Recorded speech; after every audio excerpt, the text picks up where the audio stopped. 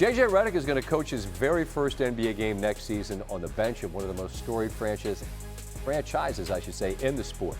Today, the Los Angeles Lakers hired him as their next head coach. When Dan Hurley said no, it certainly seemed like this would be the conclusion of one story. Now another begins, and it's pretty remarkable. Redick has never coached a game, and he takes over a team with an all-time superstar at the end of an amazing career, and a fan base who believes they're supposed to contend for titles, even though at the moment they're good but not great. Seems like a pretty steep first climb. Bit of context on this hire for Los Angeles. Redick becomes the 8th head coach for the Lakers since Phil Jackson retired in 2011. And 8th head coach, including interims for the franchise, would match the most in a 14-season span.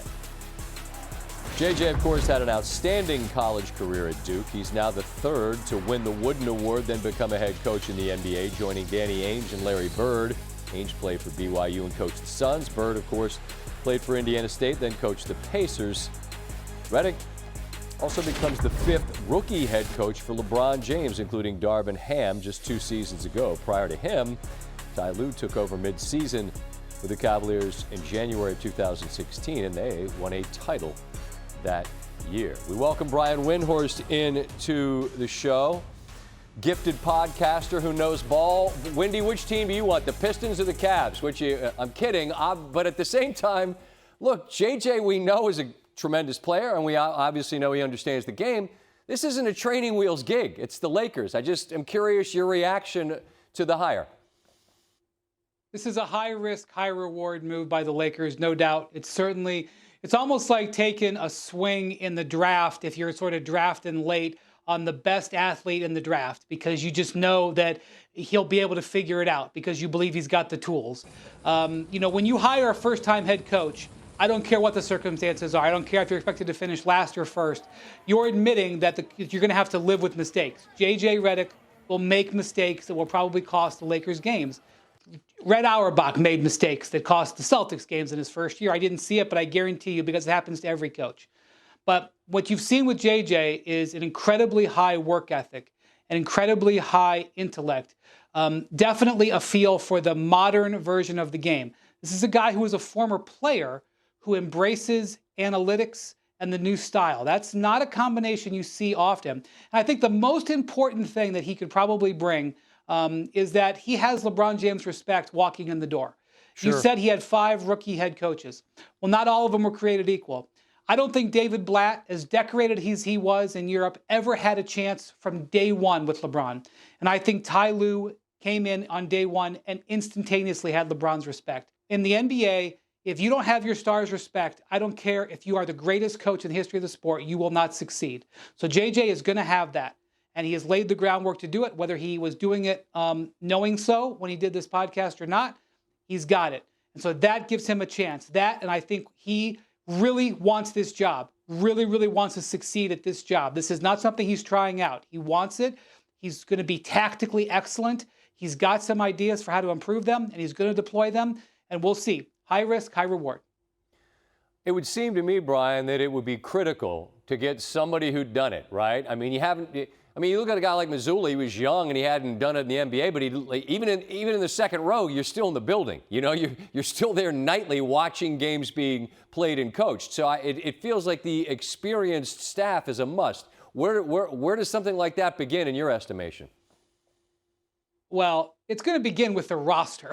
Joe Mazzulla inherited a just absolutely tremendously great roster that got even better in his second year. And he obviously did really well.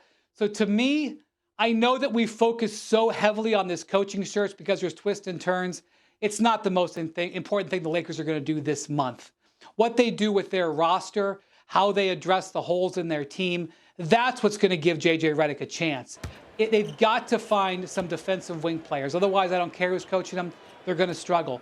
They've got to make smart moves with their draft picks. They've got 2 draft picks they can trade, plus the draft pick on draft night. They have other young players who have potential trade assets. Rob Pelinka has to have a great summer, and the coaching move is only one, relatively, limited part of it. Let me close with this, a quick thought. Speaking of rosters and assets, the Oklahoma City Thunder get Caruso in exchange for Giddey, and everyone on the internet wanted to know, wait, straight up? Presti's done it again? No picks involved? Yeah, that your head shake is that reaction, isn't it? Man, so many teams wanted Alex Caruso, and that this is the trade that the Bulls did was surprising. They did need a franchise point guard, and I actually think Josh Giddey has a chance to put up big numbers in Chicago. The question will be whether they give him a bunch of money now. He's eligible for an extension. Sam Presti has a long history of trading players that he doesn't want to extend before it becomes an issue, all the way back to a guy you may have heard of named James Harden. And I think after this playoffs where you saw Mark Daigneault have to pull Josh Giddey off the floor in some high leverage situations, you could kind of see if there was an option for him that they would try to move him. And they smashed one out of the park here because Alex Caruso is an all-defensive player who joins arguably the best perimeter defensive team in the league. When you look at Lou Dort, when you look at Jalen Williams, when you look at Shai Gilgeous-Alexander, oh my God, what a team that they're building. Basically, they are everything defensively the Lakers need when you compare those two things. It's ironic because the Lakers let Caruso go, of course. And, ultimately, they've got to get Caruso signed to an extension at some point. He's in the last year of his contract, whereas Giddey is under control for the Bulls. But I don't doubt that they can do it. And the big thing here is this. Out of all the contenders, Scott, no team is more upwardly mobile, really, than the Thunder, because they still have $30 million in salary cap space and all of those draft picks. I realize that the 76ers have that space, but they don't have the package of picks or the two deep that they've got across the team.